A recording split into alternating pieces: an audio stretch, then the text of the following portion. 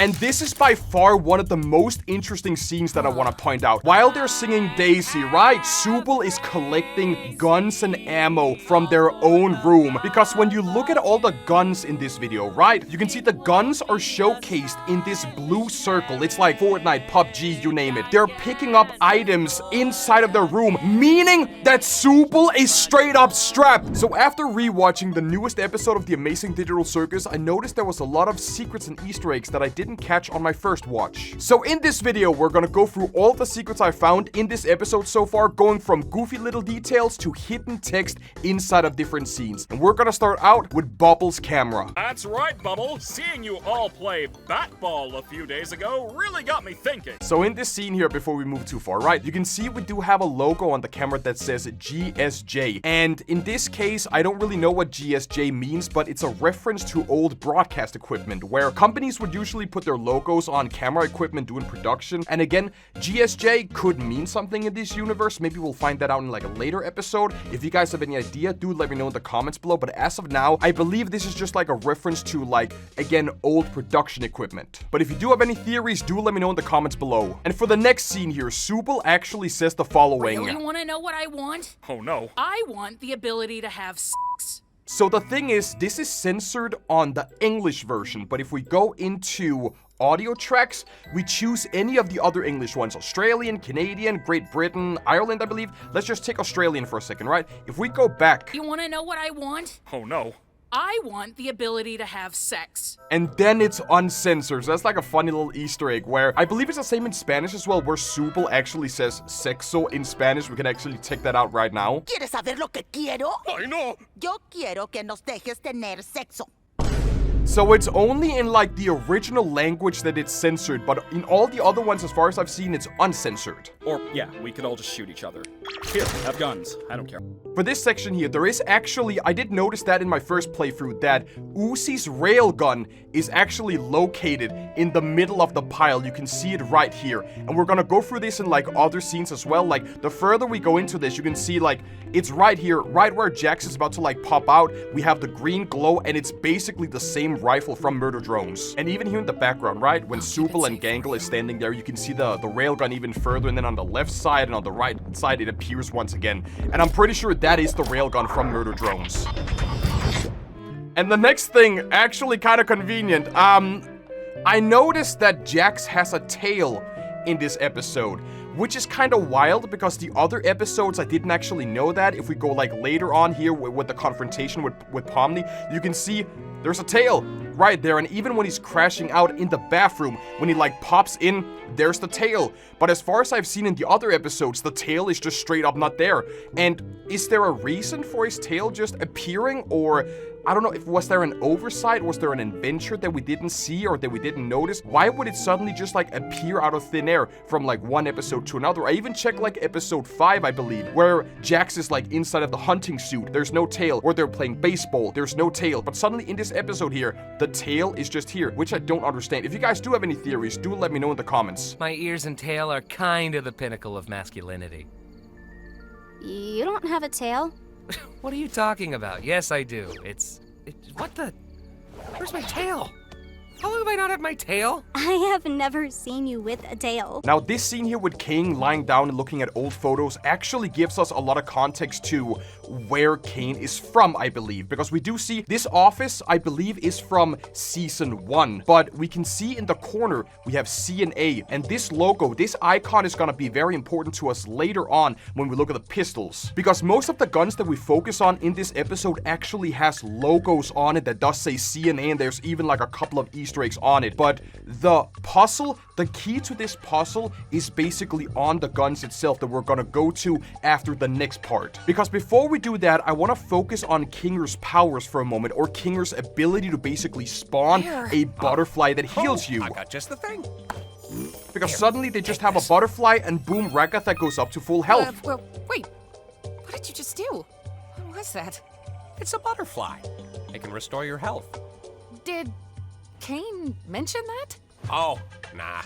I made it up. So I believe Kinger being able to spawn a butterfly that heals you can mean one of two things. Either Kinger made this game because of their past. I think it's something they were like a software engineer. Kinger is actually extremely smart, but years and years in the circus has kind of like melted their brain. So there are theories about Kinger being like an old game master, like an old developer. Or it could be related to what Jax is saying later, that we're all cartoon characters, meaning that cartoon logic and cartoon physics basically applies to everything. So that means that that's the reason why Caine can do all the things that he can do and all the other characters can do what they do, because we are in a cartoon world. So we abide by the laws of gravity, but in here, it's cartoon logic.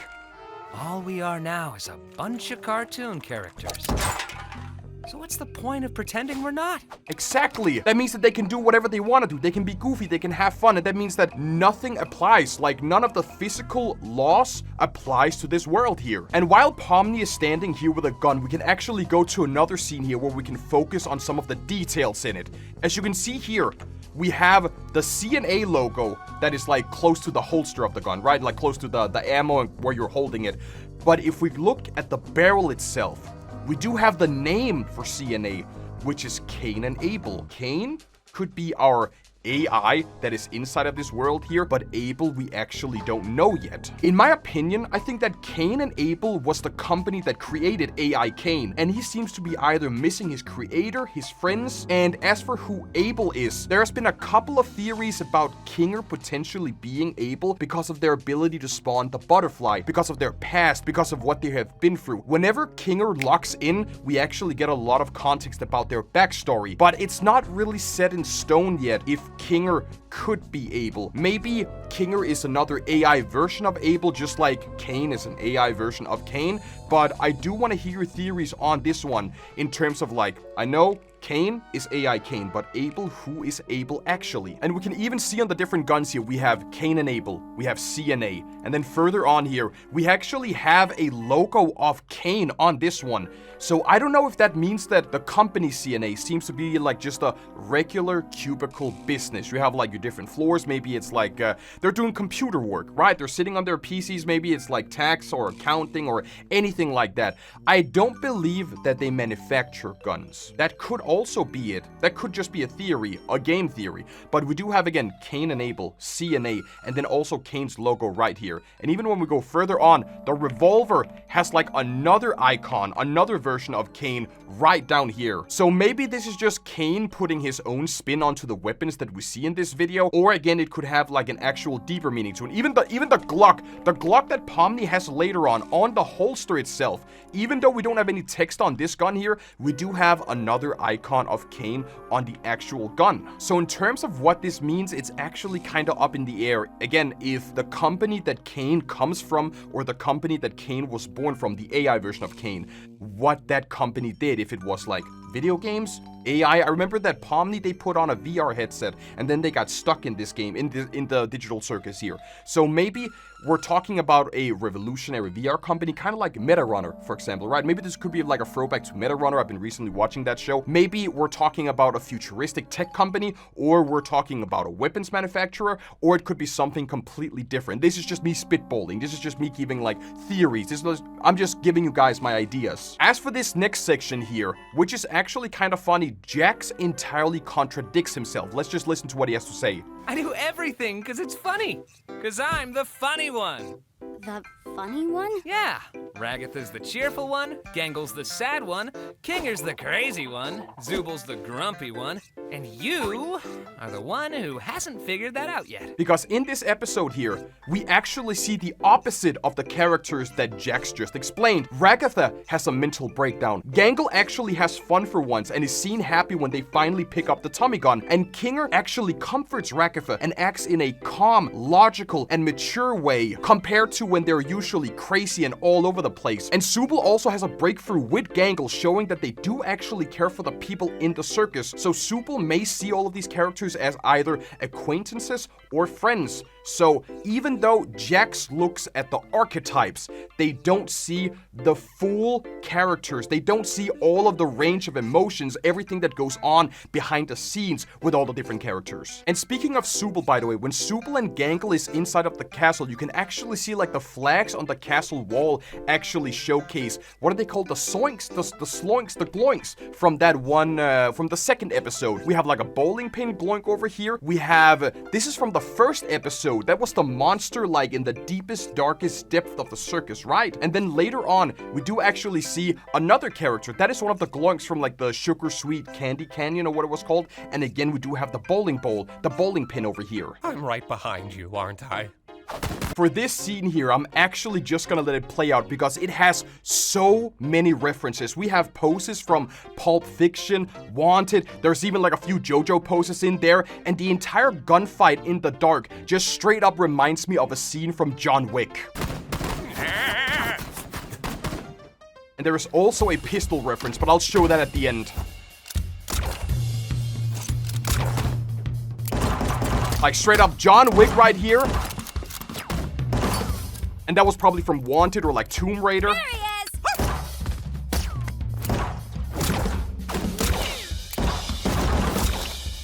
This is actually such a cool scene. And again, we have like the shots that could be from Devil May Cry, like the two shots them being side by side. The ricochet could straight up be from Wanted. If you guys remember the movie Wanted, what is it, Jolene? Wanted, the movie with Angelina Jolie, right? Where they're like curving the pistols and like sliding them from side to like curve the bullet and so on. This ricochet shot could straight up be from that. And one pistol reference that I actually didn't show you guys is what happens right here after they enter the room. You can see here, the pistol goes up and it says at the bottom, "Hey, I'm shooting here!" This shot is only here for like a couple of frames and then the gun disappears again. So this is only for the people who would like sit down and dissect this stuff. Otherwise, you wouldn't really see this, that it says, "Hey, I'm shooting here." That is such a cool little secret. POMNI, got any ammo left? I have one in the cylinder and one sniper round, but no sniper rifle. What I want to showcase here is actually this face because I'm pretty sure I have either seen this in a meme somewhere. It's gotta be from Smiling Friends or SpongeBob. I tried to like do some research, some reverse image search and so on, but I couldn't actually find the reference. But just this entire face, the shape of it, the mouth, it reminds me of something that I would straight up see in Smiling Friends. If you guys know where this is from, if you guys have any ideas, do actually let me know because I believe this is a reference to some sort of meme or like a cartoon or anything like that. And this is by far one of the most interesting scenes that I want to point out because while they're singing Daisy, right? Subil is collecting guns and ammo from their own room. They have flashbangs, they have assault rifles. And what I want to showcase, right, is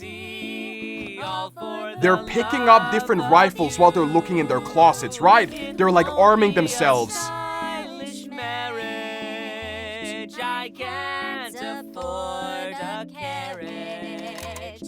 Because when you look at all the guns in this video, right? When we go at 8 minutes, right? You can see the guns are showcased in this blue circle. It's like Fortnite, PUBG, you name it. Like the guns are just like spawned in an area.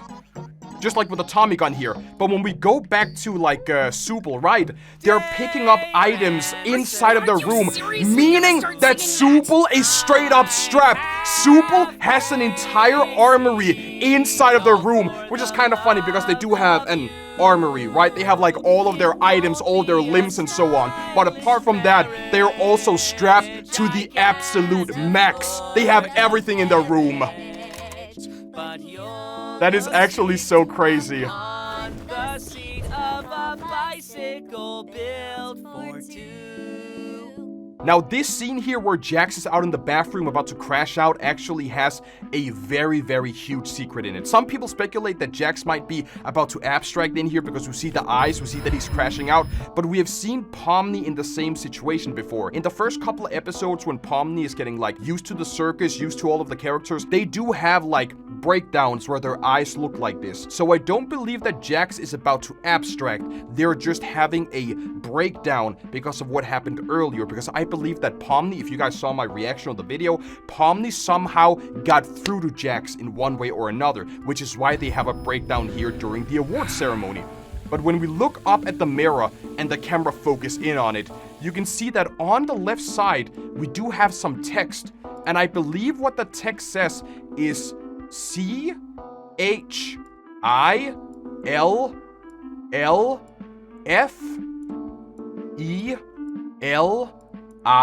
and I see an X over here, right? I think I see an X right over here. The quality, whenever I do like screenshots, right, the quality decreases every time I draw on it. But if you check out this video for yourself and you zoom in on this section, it says chill Felix or something like that. We can try with another screenshot and see if we can like get it on a higher quality. But I do believe zooming all the way in, it says chill Felix. And some people are speculating that Felix may actually be Jack's name, or it could be someone different. This could be a subliminal message or just Gooseworks messing with us at this point, but in my opinion, it doesn't really confirm anything as of now. But it could be that we can use this later on as a cue in like further episodes to figure out who Felix is. But as of now, all we have is just text on the mirror. It doesn't really confirm that Jax is Felix. We don't know who Felix actually is. And the last scene I want to touch on is Cain glitching out at the end because they didn't get any votes. We have a voting ballot right here where you can see it seems like Kinger got most of the votes and then POMNI was like a close second or like a good second,